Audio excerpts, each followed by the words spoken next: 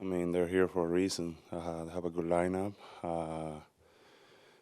They showed that in the first game, in the second game too. Like when you got in the same lineup, 2 or 3 MVPs, that's say too much. So they have a good lineup. You just need to be prepared for that. Do you know Walker Buehler at all? No, No. Never like met him, crossed paths or. no.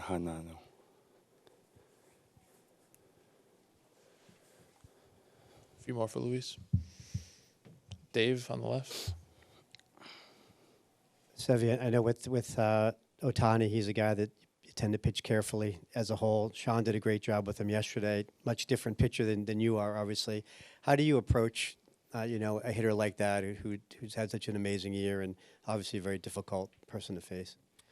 Yeah, for me, I would go to see how you garbage pitch to him. The recent righty, how they attack him. Like you say, he's a great hitter, so I have to be careful. But if I can pick my spot, execute my pitches, I think I'll be good. So you can learn a lot just from the Darvish outings the other day Yeah, against him. I can see, how he attacked him. Of course, he got Darvish had like 10 different pitches, so it'll be tough, but I can learn something. Sierra. Hi there. You pitched really well at home during the regular season. What is it about Citi Field that makes you thrive here? I mean, I have no idea. I didn't even think about the numbers since I saw her like a couple of weeks ago. I didn't realize I was pitching better at home than in the road. So I don't know. I feel like, at home you're more comfortable. You can do all your routine. There is a lot of stuff that we have here that we don't have in the road. But there's nothing that I can point. Like I said, this is only for this. So I think just being home and being, in New York.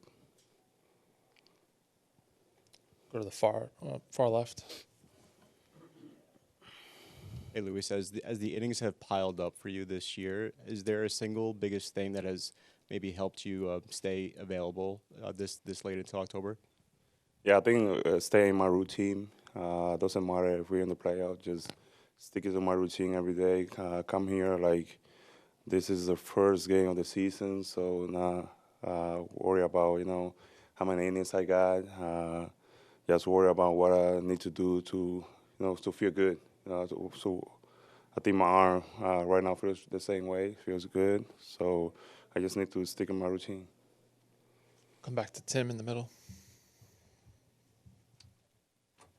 Given how the last few years have gone before this year, is any part of you surprised at how well you've held up physically for so long?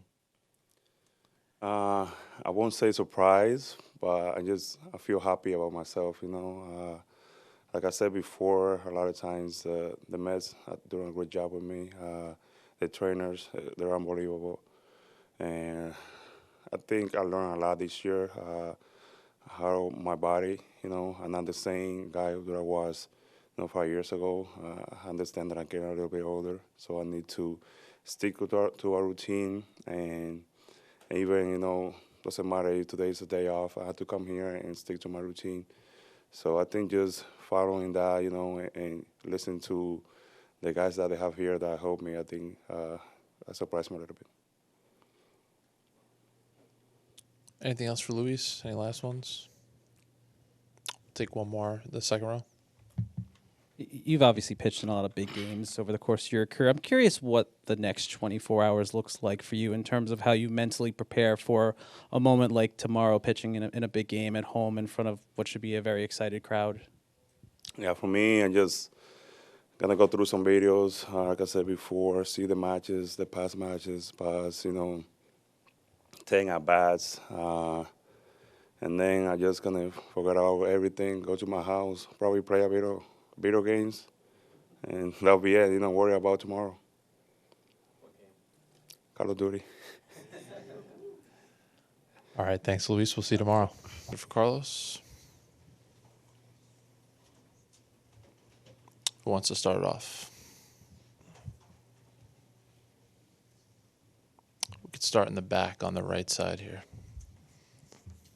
Hey, Carlos, did that and it's been a couple of days, but that game 2 kind of feel like a summation of you guys after losing big the night before you struck back really quickly in game 2? Yeah, and we've done it the whole year. Like I said that day, we get punched, we find a way to get back up, and it's gonna be a fun series, man. A lot of back and forth, 2 really good teams, and we just got to continue to fight. But it was good for us to, especially after we played that game 1, for us to come out on the first inning with Lindor and then continue to add on. Obviously, Vientos with the big one, and then finishing off and getting the victory there. It was important now back here at home and get ready for game 3. Go to Anthony right up front.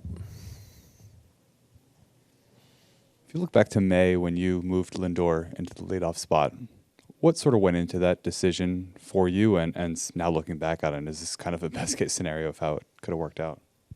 Yeah, not a secret. We were struggling offensively as a team, and I remember it was after a tough loss in Miami. We were going back to the hotel, and I was right next to Francisco, and we were having a lot of conversations. And then the lineup construction came up, and I put it out there. Just wanted to give him a different look, and I wanted to get his take. And the first thing he said was, "Yeah, when I first came up to the league, I hit leadoff." And so we continued to have that conversation. And the one thing that he said was, "If you want to do it, let's give it a good look here." We didn't want it to be a couple of games or a week or so. Let's give it a run and see how it goes. And man, he took off, and it seems like the lineup kind of fed off that. So, but it's a good player. A few more for Carlos. We'll go to Bill, third row in the middle here. Yeah, Carlos. Ohtani is 6 for 8 with runners on base in the postseason and hitless in like 19 at-bats with nobody on. How does the equation change dealing with him when there's traffic on the bases and when there's not? I don't think he changed. It was Shohei Ohtani. He's one of the best hitters in the league. So whether it's nobody on base or people on base, I mean, you got your work cut out.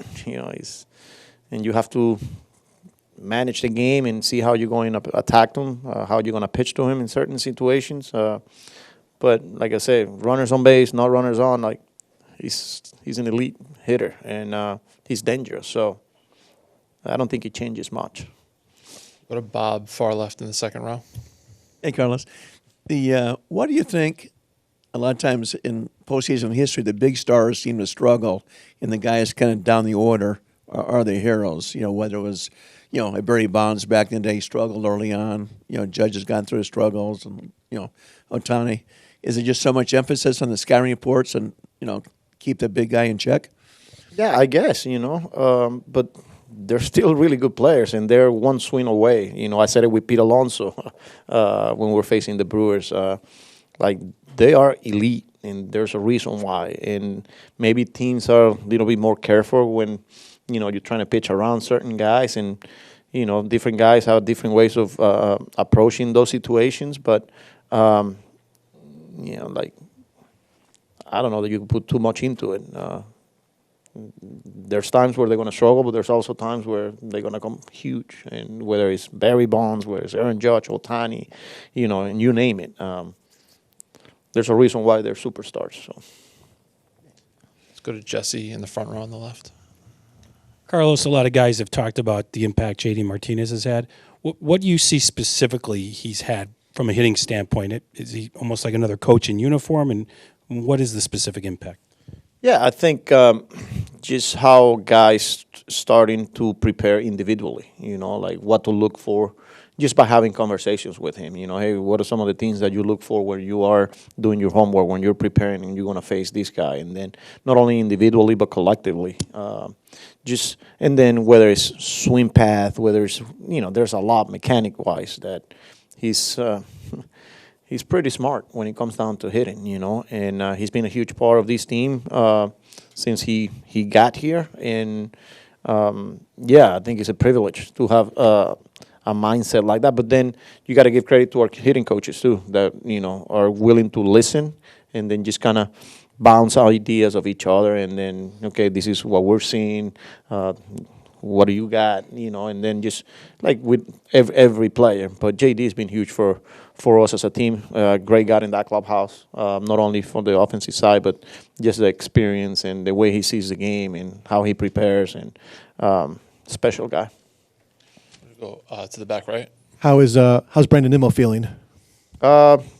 Nothing new to report there. I haven't seen him today, but I wouldn't expect to be the same.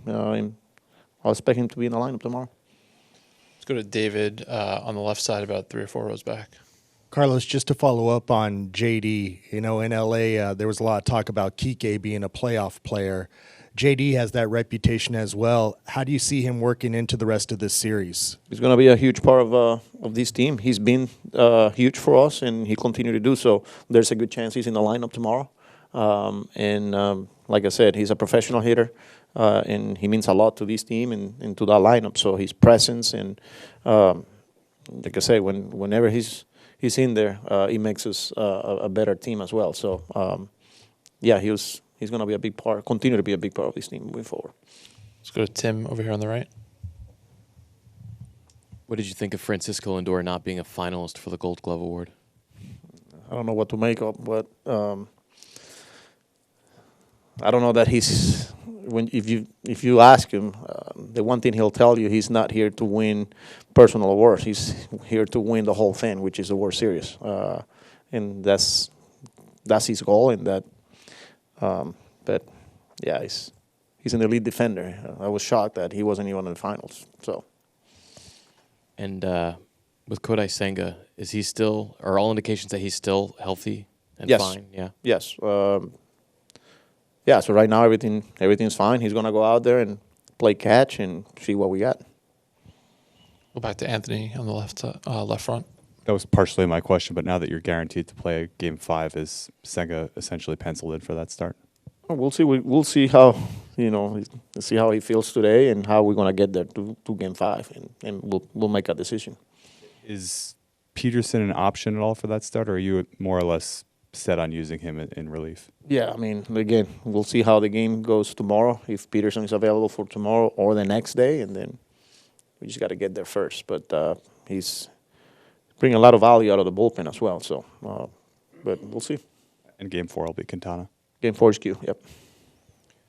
Let's go over to the left side in the front row, Mark. What are you seeing from Francisco Alvarez's at-bats? And he's played a lot of games. Just is he starting to tire a little bit, do you think?